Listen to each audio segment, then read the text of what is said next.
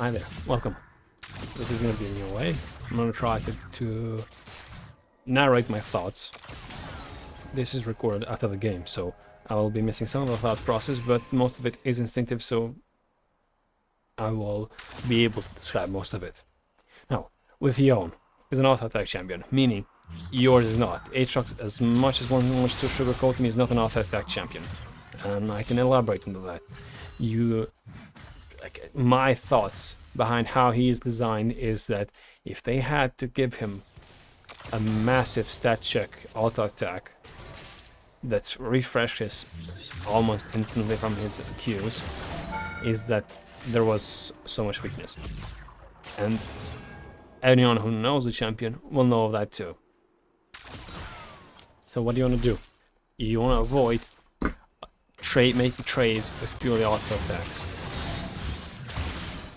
God, my mind is experiencing blocks.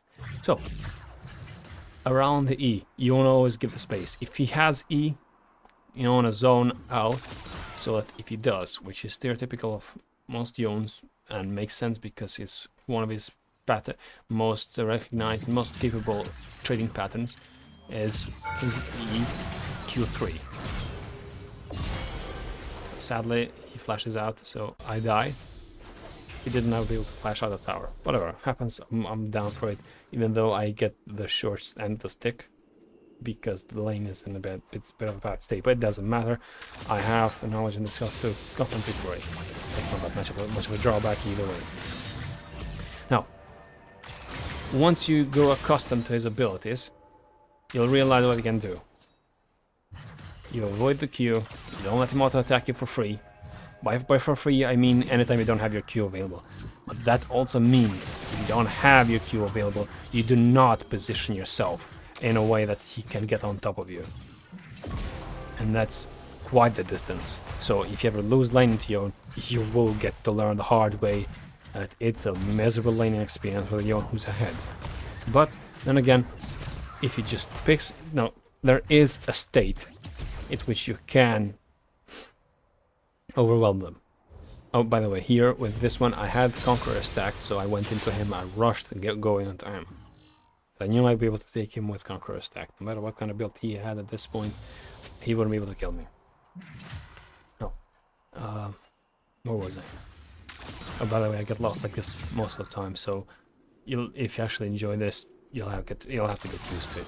Maybe you find it entertaining and you don't have to, but it will be quite a consistent thematic. Unless I have it scripted and written before, but there's only so much I can do before I completely burn out every single day that I've been doing for the rest of the decade. Just pure self-hatred, disappointment in myself. So I'm just trying to do something. Now, I burn my flash. I think I'll be able to kill him. I miscalculate. If I had my E, if I had just positioned for kill flash and save the E, I would be able to kill. I didn't think I wouldn't be able to kill with just that. I should have positioned upwards when my W was pulling instead of going backwards, which at the time I didn't think of. Nonetheless, I'm still fine, and I'm willing to die here. It's not the most favorite, but I'll take it. Wave crash, I also get to catch a wave freeze.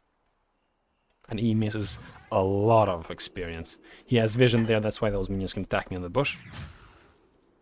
I'm paying it, but unless you see the ward preemptively, you cannot show up. He actually warded it with the E just before I reached into the lane, I just remembered. Oh well, nonetheless.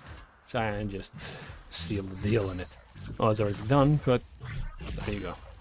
Now, a few other principles. With the auto attack in mind, you never want to trade also the champions. With Yone, you will be able to do it at some point. There are certain matchups, let's say a Set, because Set, or a Darius, or a Tryndamere is allowed to be on top of you with auto attacks. Let's say Set and Darius, they will be able to slaughter you, even if you have a slight lead, or even if you are, for example, at full item and they have half an item. It's their genuine kit where the strength actually stems from auto attacks. Darius gets the passive, sets auto attack, have their own deal, Trendemir, and one of the worst matchups to trade auto attacks in is Trundle and Warwick. Warwick is a bit of a different case, but Trundle, due to him being just a mere stat check stick, his strength is completely from auto attacks. That's why he's given all those ridiculous other stats to compensate for his immobility. Oh well, for this one, just enjoy. What I was saying is, you do not want to trade. Even if you're ahead, they will still be able to crumple you, unless you're just miles. You have a full item on them, for example. But in that case, they've made it predominantly clear that they're ending.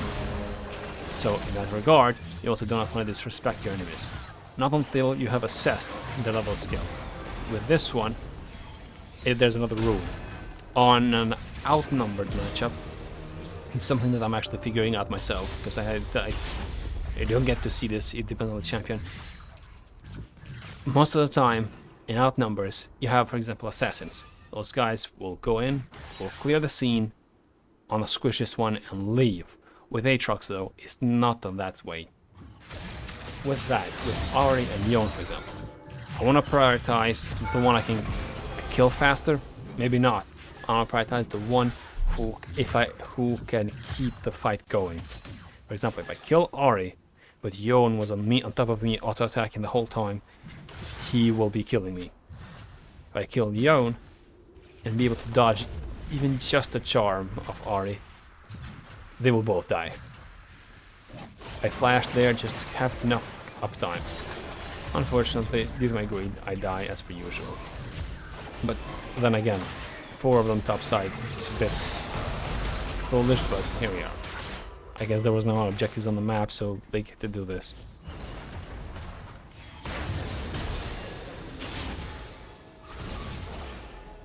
To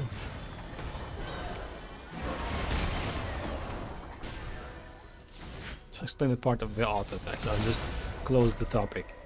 With such champions, you do not want to disrespect them and try a close fight with auto attacks.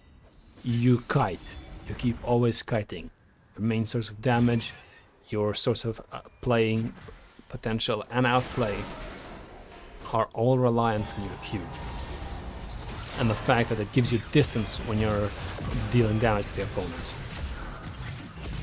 So anyone who prefers auto attacks or just genuinely has a kit on auto attacks, you do not want to keep on top of them. With range, it's a different matter. For example, ADCs, most of the ADCs, if you have the lead, it's irrelevant. So long as you're hitting your Qs, you will kill them.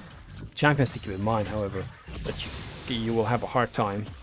Or, well, I'll mention the first one that I hate the most, which is Vayne. I permaban her, I cannot be dealt with her. I can have a lead, it doesn't matter. She will make miss my abilities.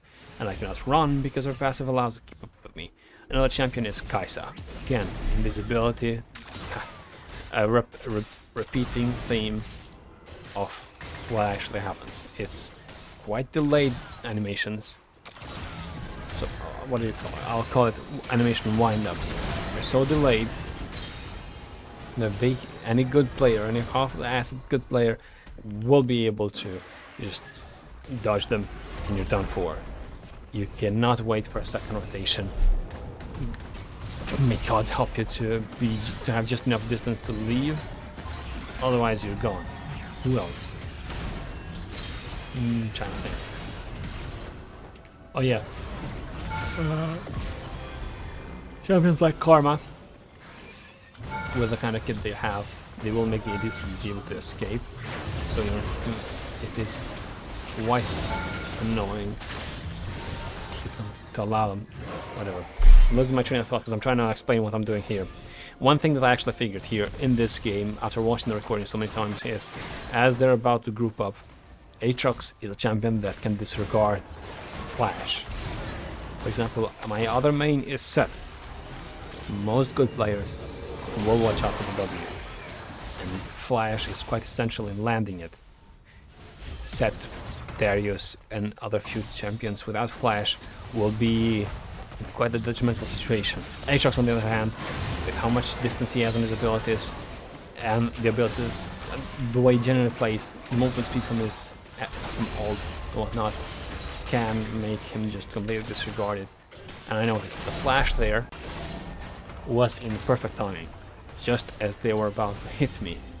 And they can anticipate the E to dodge, but it is slow enough where wide range hitbox like a Nautilus Q, like a hook from Blitzcrank, Morgana Q, will be able to catch you. Obviously, I wouldn't be going under the tower on that direct there, so I would be going to the right side to E to try and dodge it. Anyone would just throw it in the midst of my current position and where I would E towards, they would catch me. But the flash, oh, there's no catching that.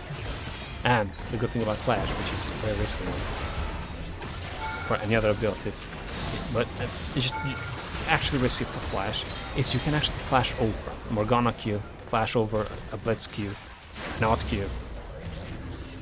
Many kinds of abilities you haven't thought of, you can flash them over. You're just not remembering them right now. Also, I love this Scion. I call it a ride or die guy. It's something I struggle with a lot. I'm hardstock trash, but I also get the lead more than 90% of the time I get the lead in lane. I struggle with finding people who know how to actually fight, because they know the limits of what the champion can do, and the fact that you shouldn't be afraid of towers.